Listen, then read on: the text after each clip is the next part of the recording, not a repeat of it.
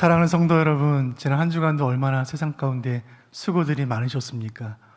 오늘 말씀을 듣는 가운데 우리 지친 어깨를 토닥여 주시는 주님의 손길을 체험하는 시간 되기를 원합니다. 낙심한 성도들 계시다면 말씀을 통하여 새 힘 얻으시기를 원하고, 상처받은 분들 계시다면 말씀 가운데 주님 이 시간 치유해 주시기를 바랍니다. 이 마음을 가지고 서로 인사 나누겠습니다. 사랑합니다. 축복합니다. 사랑합니다. 축복합니다. 함께 온라인으로 예배하는 모든 분들께도 동일한 은혜가 임하시기를 바랍니다. 오늘 음악 감상 한 곡 하면서 말씀을 시작해 보도록 하겠습니다.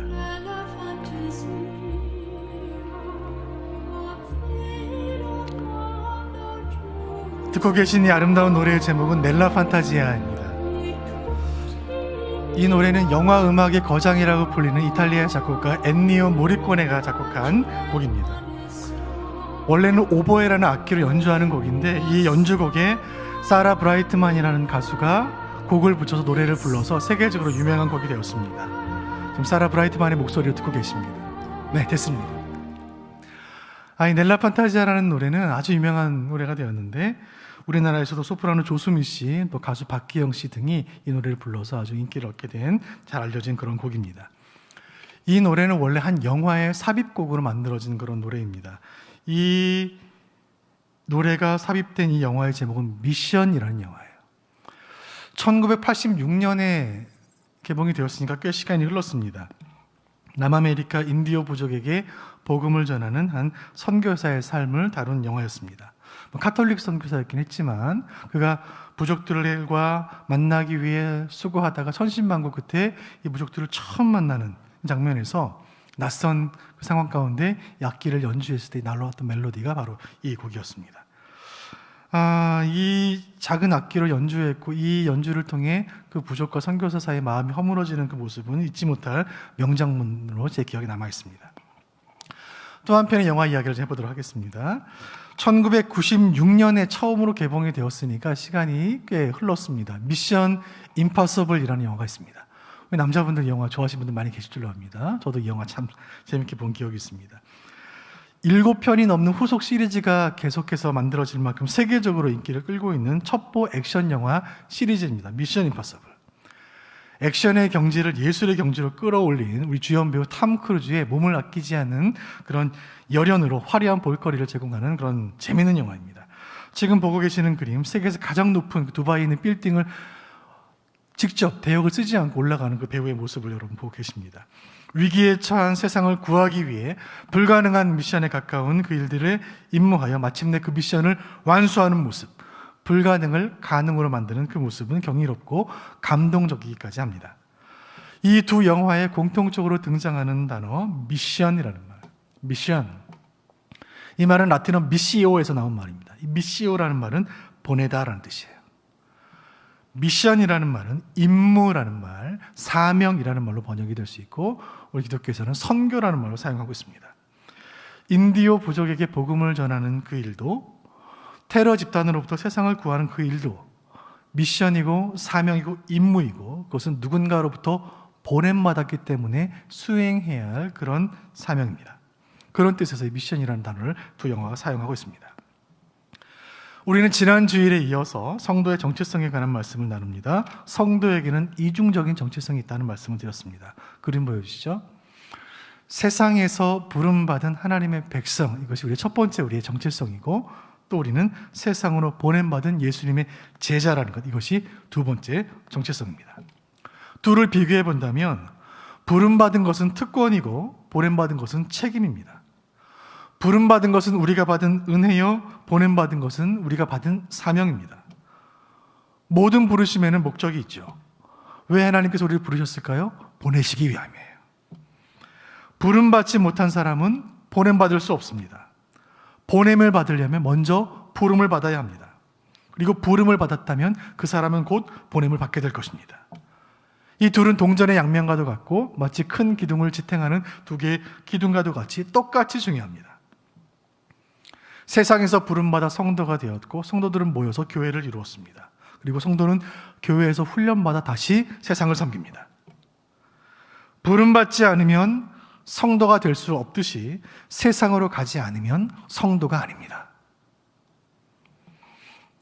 성경의 제자라는 말로 번역이 된 이 헬라어 단어는 마테테스라는 말입니다. 마테테스. 이 말은 영어로 disciple, 제자라는 뜻입니다.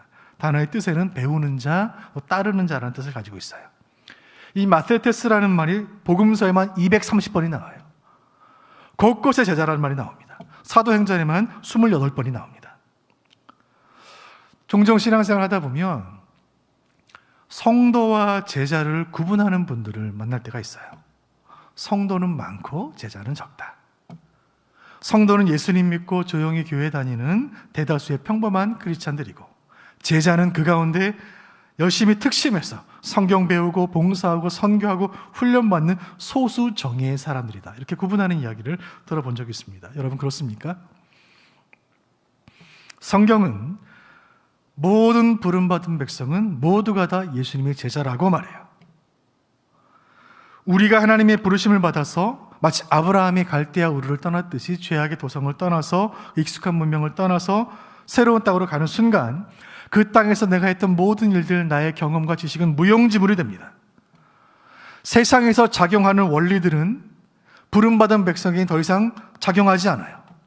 마치 지구에서 작용하는 중력과 화성에서 작용하는 중력이 서로 다르듯이 갈대아 우르에서 작용하던 법칙과 가나안 땅에서 작용하는 법칙은 전혀 다른 것입니다. 이제 부름받은 백성은 다른 법칙을 따라 세상을 살아갑니다. 하나님을 따라서 걷기 시작하는 것입니다. 하나님을 따라, 인도하심을 따라 구름 기둥이 가는 곳으로 가고 불 기둥이 서는 곳에 서는 것입니다. 하나님 내려주시는 만나를 매일 먹으며 매 순간 주님과 동행하는 것입니다. 그 백성과 함께 하시는 하나님, 하나님 우리와 함께 하신다. 이 말이 임마누엘이라는 말이에요. 임마누엘, 이 말은 예수님의 별명입니다. 보라, 처녀가 잉태하여 아들을 낳으리니 그 이름을 임마누엘이라 하리라. 임마누엘은 우리 예수님의 이름이에요. 정리하면 내가 부름받은 하나님의 백성이라는 말은 내가 하나님과 날마다 동행한다는 뜻은 임마누엘 되시는 예수님과 함께한다는 뜻이고, 그 예수님과 동행하며 예수님과 교제하며 예수님 닮아가며 예수님 가신 길을 나도 따라 걷는다는 뜻입니다. 예수님처럼 되고 예수님처럼 사는 사람들을 우리는 제자라고 불러요. 하나님의 부르심을 받은 우리 모두는 하나님의 백성이요 동시에 예수님의 제자인 것입니다. 성경을 펼치면 곳곳에서 예수님의 제자들을 만날 수 있어요. 예수님의 부름받아 제자가 되었고 다시 세상으로 보냄받아 제자의 사명을 실천한 사람들의 치열한 삶의 모습들을 성경은 고스란히 기록하고 있습니다. 교회 역사는 제자들의 역사요, 선교의 역사는 제자들의 역사입니다. 이 시간 우리는 특별히 요한복음을 통하여 이 제자들의 이야기를 함께 나누려고 합니다. 오늘 주일 강단을 통하여 이 말씀 통하여 하나님의 말씀 나누는 중에 우리를 부르시고 우리를 보내시는 주님의 음성을 듣는 소중한 시간 되기를 간절히 소원합니다. 우리를 부르시는 예수님에 대한 말씀 먼저 나눠보도록 하겠습니다. 세례 요한의 외침은 예수님의 등장을 온 세계에 알렸습니다. 세례 요한이 예수님을 향하여 가리켜 이야기합니다. 보라, 세상 죄를 지고 가는 하나님의 어린 양이다. 이 말을 들은 세례 요한을 따르던 사람들은 이제 예수님을 따르기 시작합니다. 예수님께로 제자들이 모이기 시작해요. 갈릴리 어처운 마을에 살던 안드레가 먼저 주님을 따르기 시작했고, 그 형제 베드로가 안드레를 통하여 예수님을 따르게 됩니다. 베드로 안드레와 함께 갈릴리 마을을 지나가던 중에 같은 마을을 살고 있던 빌립을 만나셨고 예수님이 빌립을 부르십니다. 요한복음 1장 43절 같이 보겠습니다. 시작. 이튿날 예수께서 갈릴리로 나가려 하시다가 빌립을 만나 이르시되 나를 따르라 하시니. 우리 예수님께서 제자들에게 하신 말씀, 그 첫 번째 말씀은 나를 따르라 하십니다. 나를 따르라. 빌립에게 나를 따르라 말씀하셨어요. 이 부드럽지만 동시에 이 권세 있는 이 부르심은 빌립의 인생을 뒤집어 놓았고 그 이후 2000년이 지나 오늘에 이르기까지 전 세계 수많은 나라, 수많은 인생들을 변화시켰습니다. 나를 따르라. 이 한마디 부르심에 갈릴리 어부들은 배와 그물을 버려두고 주님을 따랐고, 이 한마디 부르심에 세관에 앉아있던 로마에 충성하던 세리마태는 수치스러운 역사를 청산하고 주님을 따랐습니다. 나를 따르라 하신 주님의 음성에 순종했던 그 수많은 제자들의 삶의 걸음들은 그대로 교회 역사가 되었습니다. 사랑하는 성도 여러분, 오늘 2부 예배에 참여한 사랑하는 교우 여러분, 여러분은 예수님의 제자입니까? 나를 따르라고 말씀하시는 주님의 음성을 들으셨습니까? 온전한 제자도라는 책을 쓴 빌 허리라는 목회자가 이런 글을 남겼습니다. 함께 읽어보겠습니다. 만일 하나님이 당신 속에서 예수님을 따르고 예수님처럼 되라고 강권하심을 느끼지 못한다면 하나님은 당신 속에서 일하시지 않는 것이다. 하나님이 당신 속에서 일하시지 않는다면 하나님은 그 안에 계시지 않는 것이다. 만일 우리가 나를 따르라 하셨던 그 예수님의 음성을 듣지 못했다면, 지금도 예수님처럼 살고 예수님처럼 되라는 성령의 내적인 부르심을 듣지 못한다면 우리가 과연 성도인지 스스로 자문해 보아야 합니다. 이 말씀을 나누면서 저는 간절히 바라기는 이 시간, 이 설교를 통하여, 오늘 예배를 통하여 나를 따르라고 말씀하시는 주님의 음성을 우리 모두가 들을 수 있기를 간절히 소원합니다. 우리가 나를 따르라는 주님의 음성을 듣고 그 부르심에 순종할 때 주님을 따르는 제자들에게 허락하신 우리가 상상할 수 없는 그거 놀랍고 복된 삶이 우리에게 시작될 줄로 믿으시기를 바랍니다. 주님 우리에게 나를 따르라고 말씀하십니다. 그 주님께서 제자들에게 주신 두 번째 말씀, 우리 요한복음 14장 1절 말씀 보겠습니다. 시작. 너희는 마음에 근심하지 말라. 하나님을 믿으니 또 나를 믿으라. 우리 주님 들려주시는 제자들을 향한 두 번째 음성은 이것입니다. 나를 믿으라. 믿지 않고 따를 수는 없는 법입니다. 예수님을 따른다는 것은 예수님을 믿는다는 거예요. 주님께서 제자들에게 말씀하십니다. 나를 믿으라. 세상을 믿지 마라.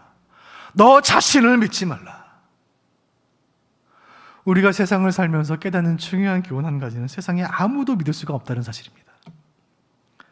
믿는 도끼에 발등 찍히며 사는 세상입니다.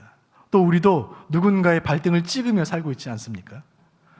이 자리에 모인 우리 모두는 부름받은 하나님의 백성이요 하나님의 살아계심을 믿는 성도들인 줄로 믿습니다. 하나님께서 하나님 믿는 백성들에게 말씀하십니다. 하나님을 믿으니 또 나를 믿으라. 예수를 믿으라.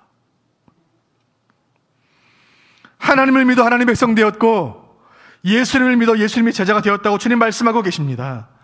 주님, 이 말씀대로 되기를 원합니다. 주님, 여기에 하나님 믿는 백성들이 모였습니다. 예수님 믿는 제자들이 모였습니다. 주의 음성을 듣게 하여 주옵소서. 너희는 마음에 근심하지 말라. 하나님을 믿으니 곧 나를 믿으라. 주여 아멘입니다. 이 말씀의 은혜가 우리에게 임하게 하여 주옵소서. 이 말씀의 권세 앞에 모든 근심은 떠나게 하여 주옵소서. 주여, 세상에서 수고하며 무거운 짐을 지고 주 앞에 나왔습니다. 주여, 예배하는 중에, 말씀 듣는 중에 이 모든 무거운 짐들이 벗겨지게 하여 주옵소서. 예배를 마치고 돌아가는 우리 가운데 근심의 짐을 그대로 지고 돌아가는 자 아무도 없게 하여 주옵소서. 너희는 마음에 근심하지 말라. 하나님을 믿으니 나를 믿어라. 주님 말씀하십니다. 이어서 세 번째 주시는 말씀, 요한복음 14장 21절 말씀 같이 보겠습니다. 시작. 나의 계명을 지키는 자라야 나를 사랑하는 자니 나를 사랑하는 자는 내 아버지께 사랑을 받을 것이요 나도 그를 사랑하여 그에게 나를 나타내리라. 놀라운 말씀입니다. 주님 말씀하십니다. 나를 사랑하라. 나를 사랑하라. 먼저는 나를 따르라고 말씀하시고, 두 번째는 나를 믿으라고 말씀하신 하나님께서 나를 사랑하라 말씀하십니다. 그리고 나를 사랑하는 자는 내 아버지께 사랑을 받을 것이라. 여러분, 예수님 사랑하는 자는 하나님께 사랑을 받을 줄로 믿습니다. 아멘. 더 놀라운 복의 말씀이, 축복의 말씀이 21장 하반절에 기록되어 있습니다. 나를 사랑하는 자는 아버지께 사랑받을 것이요 나도 그를 사랑하여 어떻게 하신다고요? 그에게 나를 나타내리라. 그에게 나를 나타내리라. 나를 사랑하는 자는 아버지께 사랑을 받게 될 것이고, 예수님의 사랑을 받는 자는 예수님을 보게 될 줄로 믿습니다. 우리 주님께서 사랑하는 그 백성에게 자신을 나타내시겠다 약속하고 계십니다. 사랑하는 성도 여러분, 지금 이 시간 저 예배당 문이 열리고 우리 주님이 이 자리에 들어오셔서 예배당에 뚜벅뚜벅 걸어오셔서 우리 앞에 서셔서 내가 나를 사랑하느냐 물으신다면 여러분 무엇이라 대답을 하시겠습니까? 주님, 내가 주님 사랑하는 줄 주님 아시나이다. 나를 부르신 주님, 내가 주를 사랑하나이다. 내가 주의 계명을 사랑하고 주의 말씀을 사랑하나이다. 이 고백이 우리 모두의 고백인 줄로 믿습니다. 우리에게 이 고백이 있다면 그에게 나를 나타내리라 하신 주님의 약속이, 그 은혜가 우리에게 임할 줄로 믿습니다. 주님이 우리에게 나타나실 줄로 믿습니다. 이것은 꿈에서 어릴 적 동화에서 읽었던 것처럼 금도끼 은도끼 들고 나타나서 산신령이 꿈에 나타나는 것이 아니라 내 삶의 권고한 순간에 주님이 나타나셔서, 내 삶의 어려운 순간에 주님이 나타나셔서, 내 인생 막막한 순간에, 포기하고 싶은 순간에 주님이 임재하셔서 나를 살리시고 나를 지키시고 나를 고치시리라 주님 약속하신 것입니다. 주님 나를 사랑하셔서 내가 주님 사랑하는 것보다 더 많이 사랑하시는 주님께서 우리와 함께 하시겠노라 주님 약속하고 계십니다. 나를 따르라, 나를 믿으라, 나를 사랑하라. 이렇게 제자들을 부르신 주님께서 이제는 제자들을 보내십니다. 주님 처음에 부르신 제자는 12명이었어요. 12제자를 부르셨어요. 그래서 그들을 가르치시고 말씀하시고, 때로 야단도 치시고, 때로 발도 씻기시고, 위로하시고 격려하시며 그들을 훈련하셨어요. 그렇게 3년이 넘는 시간들이 지나갔습니다. 그리고 주님께서 뭔가 대단한 일을 이 땅에 이루실 줄 알았는데, 그 주님 빌라도에게 재판받으시고 십자가에 달려 죽으셨을 때 3년 넘도록 주님과 동거동락했던 그 제자들의 낙심을 상상해 보시길 바랍니다. 주님만 바라보고 여기까지 왔는데, 나를 따르라 말씀하신 주님의 말씀 붙잡고 여기까지 왔는데, 직업도 버리고 꿈도 버리고 가정도 뒤로 하고 주님만 따라 여기까지 왔는데 주님 죽으셨으니 이제 우리는 어찌할 것인가? 이때 그 이야기를 요한복음 20장이 상세히 기록하고 있습니다. 본문을 보시면, 오늘 요한복음 20장 함께 읽은 말씀을 보시면 안식 후 첫날이다 말씀합니다. 안식 후 첫날, 즉 오늘날 요일의 개념으로 토요일이 지나고 주일 아침이 되었습니다. 그 새벽에 있을 수 없는 일이 일어난 것입니다. 예수님은 약속하신 그대로 3일 만에 부활하시는 거예요. 예수님의 시신이 사라졌습니다. 돌문이 열려져 있었습니다. 예수님을 재판했던 유대교 지도자들은 두려웠습니다. 예수님이 진짜 부활했다면 그 부활이 가져올 파장을 생각하니 등골이 오싹했습니다. 제자들도 두려웠습니다. 주님의 시신은 사라졌고 그들은 시신을 감춘 범죄자 취급을 받고 있었습니다. 3년 동안 예수님을 따라다녔기 때문에 그들의 얼굴은 온천에 다 알려져 있었고, 예수님이 십자가 처형을 받으신 것처럼 우리도 끌려가서 공개 처형을 받을지 모른다 생각하니 두려움이 엄습했습니다. 요한복음 20장 19절 말씀, 그때의 상황을 이렇게 설명합니다. 같이 봅니다. 시작. 이날 곧 안식 후 첫날 저녁 때에 제자들이 유대인들을 두려워하여 모인 곳에 문들을 닫았더니 예수께서 오사 가운데 서서 이르시되 너희에게 평강이 있을지어다. 성경은 이때가 안식 후 첫날 저녁이라고 말합니다. 안식 후 첫날 새벽에 주님 부활하셨고 그날 저녁이 되었습니다. 제자들을 두려워한, 두려움에 휩싸인 제자들이 유대인들을 두려워하여 한 곳에 모였습니다. 그리고 누가 혹시 우리를 잡아갈까 두려워서 문을 잠갔어요. 제자들이 모여있는 그곳에, 문을 잠가둔 그곳에 예수님이 그 문을 통과하셔서 그곳에 들어오셨어요. 그리고 하신 말씀, 너희에게 평강이 있을지어다. 이 익숙한 목소리, 주님의 음성, 그 목소리를 듣고 제자들은 마음이 울컥했습니다. 너에게 평강이 있을지어다. 히브리 말로 샬롬. 샬롬이라는 말을 듣는 순간 울컥했어요. 왜냐하면 그들의 마음에는 샬롬이 없었습니다. 그들은 두려웠어요. 주님과 함께 했던 아름다운 시간들이 생각났습니다.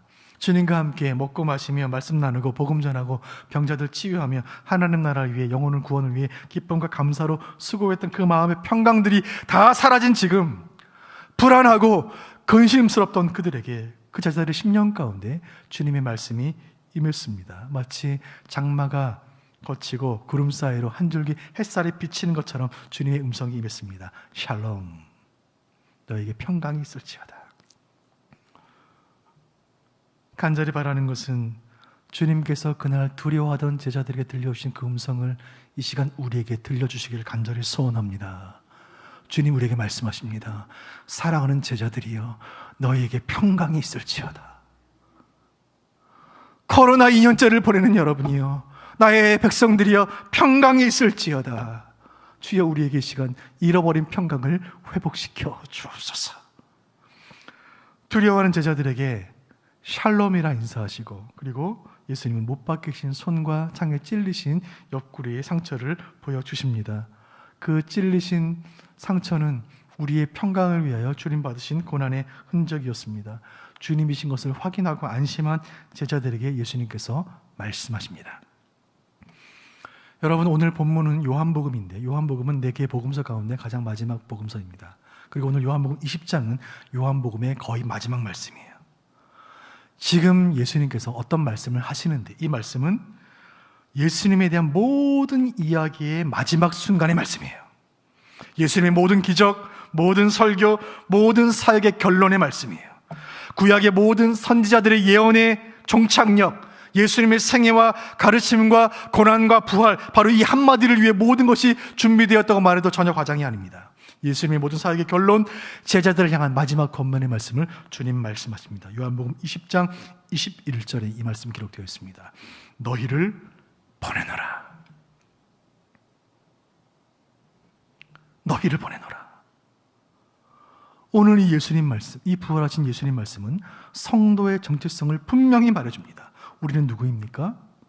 예수님이 보내신 존재들이에요. 어디론가 무엇을 보내는 것은 우리의 일상의 삶입니다. 우리는 택배를 보내고, 이메일을 보내고, 문자를 보내고, 카톡을 보내고, 아들 군대 보내고, 딸 시집 보내고, 손주 유학 보냅니다. 또 다른 누군가로부터 보냄을 받는 것도 우리의 삶의 중요한 부분입니다. 저는 어릴 적에 어머니의 보냄을 받아 시장에 가서 두부를 샀고, 지금은 아내의 보냄을 받아 마트에서 두부를 사고 있습니다. 누군가로부터 보냄받는 건 우리의 삶의 부분이에요. 특별히 권세 있는 누군가로부터 보냄을 받는다는 것은 기쁘고 영광스러운 일이에요. 만약 한 교장 선생님이 학교에서 한 초등학교 2학년 아이에게 심부름을 시켰다면 그 아이는 기쁨으로 그 사명을 완수할 거예요. 교장 선생님이 나에게 심부름 시키셨구나. 사장님이 신입사원에게 어떤 일을 지시했다면 그 신입사원은 명예롭게 여기며 그 사장님의 그 부탁을 수행할 것입니다. 사단장님이 이등병에게 어떤 일을 지시했다면 그 이등병은 영광스럽게 여기며 사단장님의 지시를 수행할 것입니다. 바로 지금 요한복음 20장 모든 사역을 마치신 그 예수님, 부활하신 주님이 땅과 하늘의 모든 권세를 가진 예수님께서 저와 여러분을 보내고 계십니다. 여러분, 영광스러운 일 아닙니까? 예수님 제자들을 보내십니다. 그 보내시는 예수님께서 왜, 어디로, 누구를 보내시는가에 대한 말씀들을 나눕니다. 요한복음 17장에 이 말씀이 상세히 기록되어 있는데, 요한복음 17장은 예수님께서 제자들을 위해, 성도들을 위해 간절히 기도하신 예수님의 기도, 대제사장의 기도의 말씀을 기록하고 있는 장입니다. 요한복음 17장을 중심으로 제자들을 보내시는 주님의 말씀을 더 깊이 살펴보도록 하겠습니다. 17장 4절 말씀 보겠습니다. 같이 봅니다. 시작. 아버지께서 내게 하라고 주신 일을 내가 이루어 아버지를 이 세상에서 영화롭게 하였사오니. 예수님은 제자들을 보내시는데 왜 보내시는가? 그 왜 보내시는지 이유에 대한 말씀, 이 말씀 가운데 기록되어 있습니다. 그것은 무엇인가요? 사명을 위하여 보내신다는 것입니다. 같이 읽어보겠습니다. 시작. 사명을 위하여 보내신다. 오늘 예수님 기도하시는 가운데 아버지께서 내게 하라고 주신 일을 내가 이루어 하나님은 영화롭게 하셨다라는 말씀이 있어요. 아버지께서 예수님께 주신 일이 무엇일까요? 우리 주님 이 일 때문에 이 땅에 오셨습니다. 그것은 무엇일까요? 세상을 구원하시는 일이에요. 이제 그 사역을 마치시고 주님은 하늘 보좌로 돌아가실 것이고 이 땅에는 제자들만 남게 될 것입니다. 온 세상에 복음을 전하고 영혼을 구원하는 그 일은 이제 제자들에게 남겨졌으니 이것을 우리는 사명이라고 부르는 것입니다. 우리는 사명을 위해 보냄받은 존재들이에요. 우리의 정체성은 세상으로 부름받고 세상으로 보냄받은 것입니다. 우리는 먼저 세상으로부터 부름을 받았습니다. 우리는 구별된 백성이에요. 거룩한 자녀이고 세상의 악과 섞여서는 안 되고 세상의 죄를 피하고 악과 싸워야 할 존재들이에요. 동시에 우리는 다시 세상으로 가야 할 존재들이에요. 이것이 우리의 사명입니다. 여러분, 성도들은 우리끼리 교회에 모여서 우리끼리 잔치를 벌여서는 안 돼요. 여러분, 세상에 교회 다니는 사람들만큼 착한 분들이 어디에 있습니까? 평생 살면서 남에게 해될 일 한 번도 하지 않은 분들 여기 다 모여 있는 것입니다. 우리끼리 모여서 교제하고 같이 식사하고 말씀 나누는 것 너무나 기쁘고 행복한 일입니다. 세상에 집사님, 권사님, 장로님들과 함께 교제하는 만큼 그렇게 마음 편하고 감사하고 기쁜 일이 어디에 있습니까? 그러나 주님 말씀하십니다. 세상으로 가라. 베드로가 변화산에서 주님 만났을 때 주님, 여기가 좋사오니 여기 있겠습니다. 아니, 산을 내려가라. 주님 우리에게 세상으로 가라고 말씀하십니다. 세상을 변화시키라고 말씀하세요. 하늘 보좌 버리고 낮고찬하 이 땅에 오신 그 예수님처럼 남이 가지 않는 곳으로 가라고 말씀하십니다. 남이 하기 싫은 일을 하라고 말씀하세요. 남이 만나기 싫어하는 사람들을 만나라고 주님 우리에게 말씀하십니다. 세상 모두가 나만을 위해 살아가는 이 세상의 흐름과는 반대로 강물을 거슬러 오르는 연어처럼 다른 사람을 위해 살라고 말씀하세요. 타인을 위해 살아가는 그 제자들, 세상을 구원하고 치유하라고 주신 그 주님의 사명에 헌신하는 우리들, 그런 제자들을 우리 주님께서 충성된 종이라 칭찬해 주실 줄로 믿으시기를 바랍니다. 사명을 위하여 우리를 이 땅에 보내십니다. 두 번째, 제자들을 왜 보내시는가, 누구를 보내시는가에 대해 말씀 보겠습니다. 요한복음 17장 14절 말씀 볼게요. 같이 봅니다. 시작. 내가 아버지의 말씀을 그들에게 주었사오매 세상이 그들을 미워하였사오니 이는 내가 세상에 속하지 아니함 같이 그들도 세상에 속하지 아니함으로 인함이니이다. 이 말씀 가운데 예수님이 누구를 보내시는가에 대한 해답이 있습니다. 그것은 말씀을 받은 제자를 보내신다는 것입니다. 같이 읽어보겠습니다. 시작. 말씀을 받은 제자를 보내신다. 오늘 17장 14절 말씀 가운데 주님 기도하시는 중에 내가 아버지의 말씀을 그들에게 주었사오매. 본문 한번 다시 보여주세요. 14절. 내가 아버지의 말씀을 그들에게 주었사오매 세상이 그들을 미워하였사오니. 주님께서 이렇게 기도하세요. 예수님이 우리를 세상으로 보내시는데 그때 우리에게 주신 것이 있습니다. 그것은 하나님의 말씀이에요. 하나님의 말씀, 진리의 말씀. 근데 그 말씀을 우리에게 주셨기 때문에 세상이 우리를 미워해요. 성도가 세상을 살면서 왜 갈등이 있을까요? 세상에 존재하는 교회가 왜 세상과 충돌이 있을까요? 우리에게 말씀을 주셨기 때문입니다. 교회에게 말씀을 맡기셨기 때문이에요. 그 말씀은 죽은 문자가 아니라 살아있는 생명의 말씀이기 때문에 세상의 악에 대하여 책망하고 세상의 불의에 대하여 경고하기 때문이에요. 진리의 말씀과 비진리가 판치는 세상, 이 둘이 화평할 수 있습니까? 하나님의 말씀을 우리에게 주셨고 그 날선 검과 같은 말씀이 우리에게 있으니 교회는 세상과 어느 정도 거룩한 긴장 관계에 있는 것이 당연한 것입니다. 말씀을 받아 세상으로 보냄받은 제자인 우리는 뱀처럼 지혜롭고 비둘기처럼 순결해야 할 줄로 믿습니다. 이 말씀 들고 세상으로 나아가는 우리 제자들에게 우리 주님께서 말씀 우리를 무장케 하셔서 이 세상 가운데 승리하는 은혜 주실 줄로 확신하시기를 바랍니다. 말씀 받은 제자들을 세상으로 보내시는 것입니다.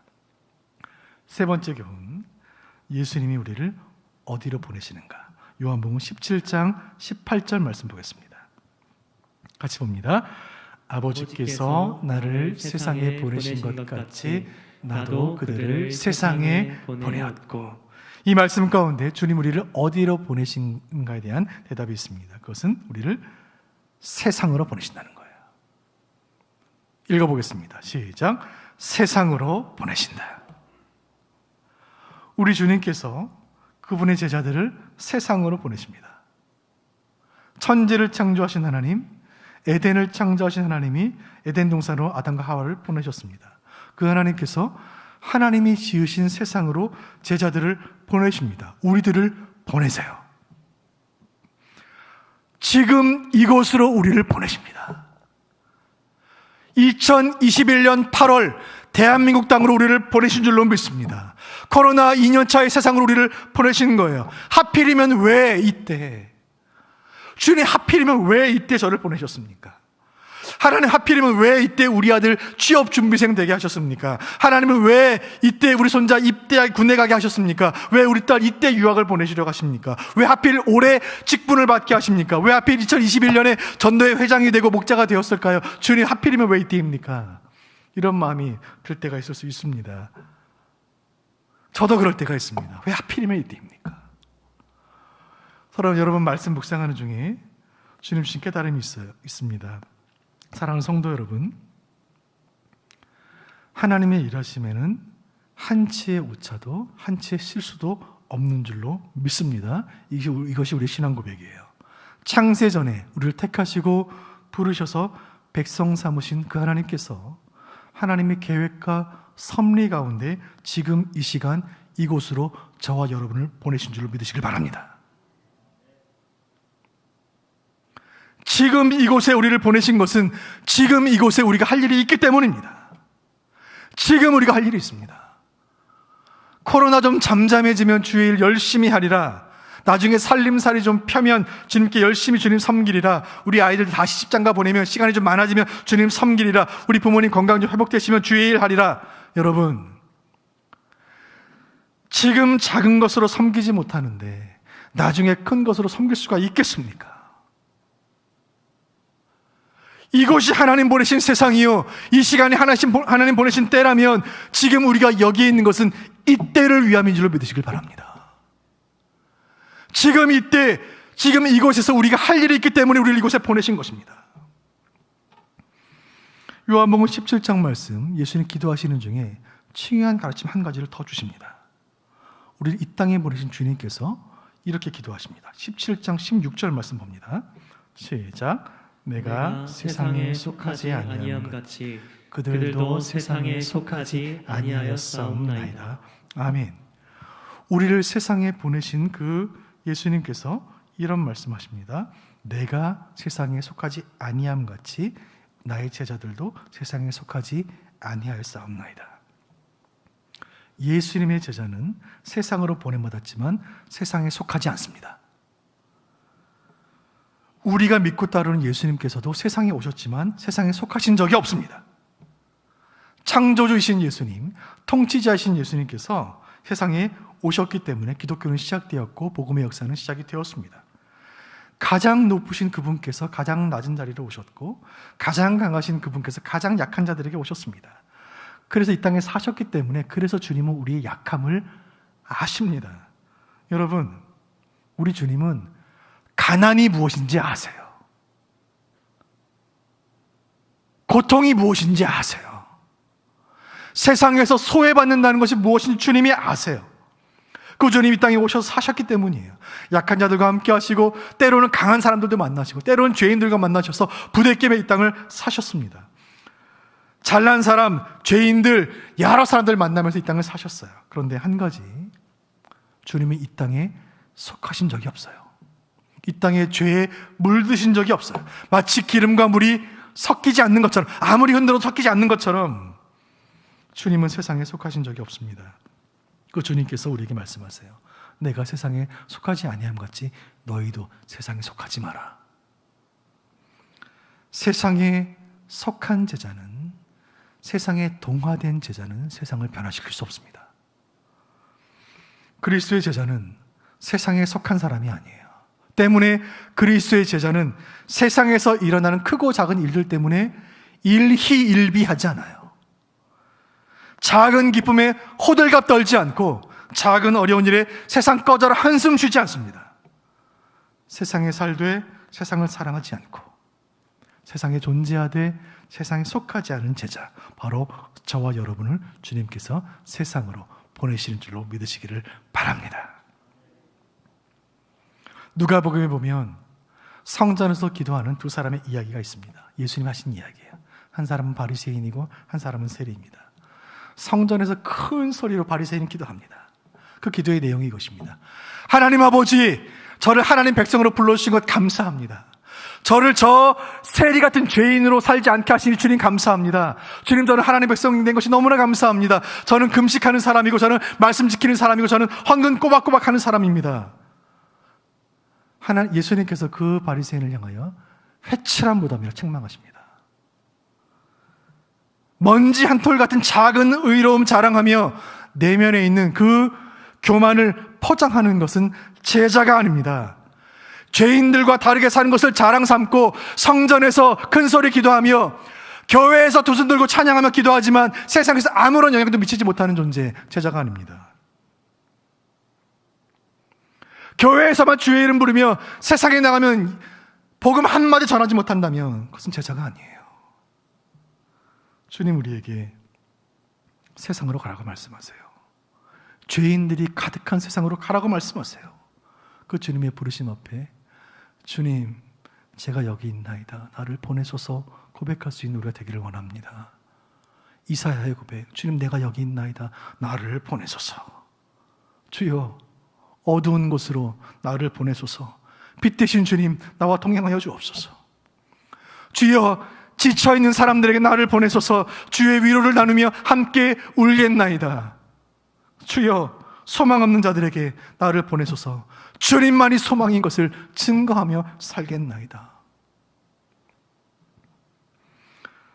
오늘 슬기로운 신앙생활 8번째 시간 말씀을 나누고 있습니다. 이 시리즈를 통해 우리가 그동안 나누었던 모든 말씀의 결론이 여기에 있습니다.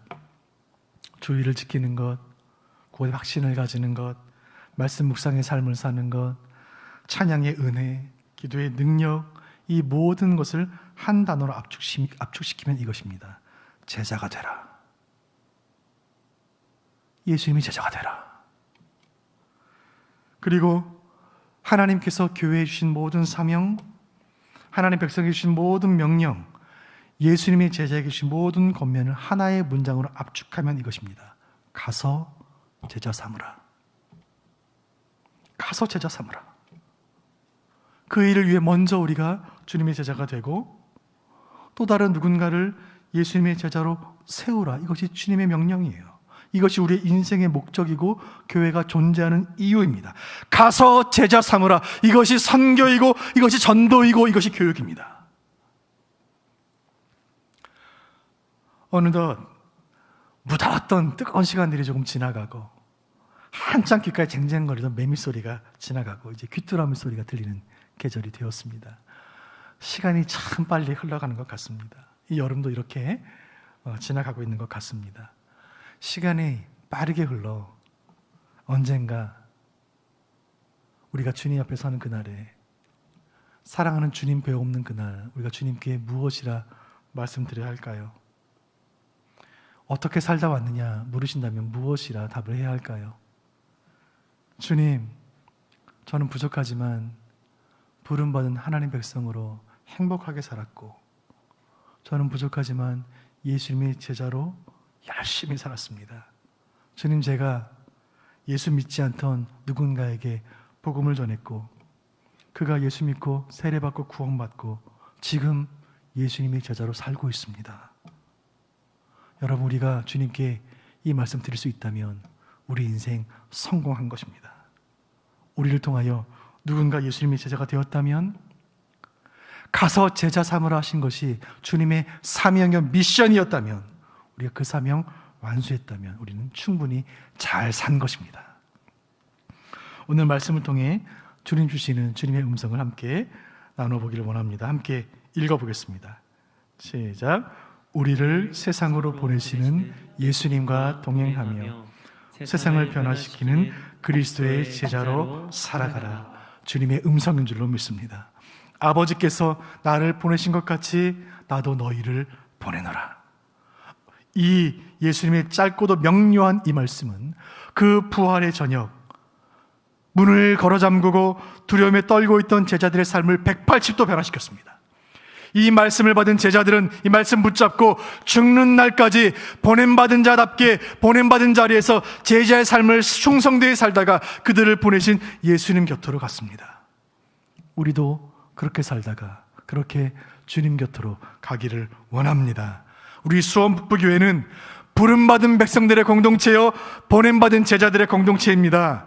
우리는 세상에서 우리를 부르시고 우리를 자녀 삼으신 그 사랑에 감사하며 예배하며 하나님을 찬양하는 하나님의 백성들의 공동체입니다. 동시에 우리는 세상으로 나가 세상을 치유하며 복음을 증거하며 이웃 섬기기를 소원하며 그 일을 위해 준비하며 기도하며, 마치 100m 달리기 그 출발선에 서서 주님의 명령을 기다리는 달리기 선수들과 같이 세상을 향해 달려나갈 준비를 끝마친 충성된 제자들의 공동체인 줄로 확신합니다. 우리를 세상으로 보내신 주님께서 결코 우리를 홀로 보내지 않으실 것입니다. 우리 주님은 우리와 함께 하실 것입니다. 우리 주님은 우리가 주일날 예배드릴 때, 찬송할 때, 기도할 때만 함께 하시는 것이 아니라 세상으로 나아갈 때, 세상 가운데 일터에서, 직장에서, 가정에서 우리가 말하고 생각할 때, 우리가 울고 웃는 모든 순간에서 세상에서 주님 우리와 동행하실 줄로 믿습니다. 그 믿음으로 세상에서 부름받은 백성의 특권으로 인하여 감사하며 세상으로 보냄받은 제자의 사명에 충성하는 저와 여러분 되시기를 주님의 이름으로 축원드립니다. 함께 찬양하고 기도의 시간 갖도록 하겠습니다.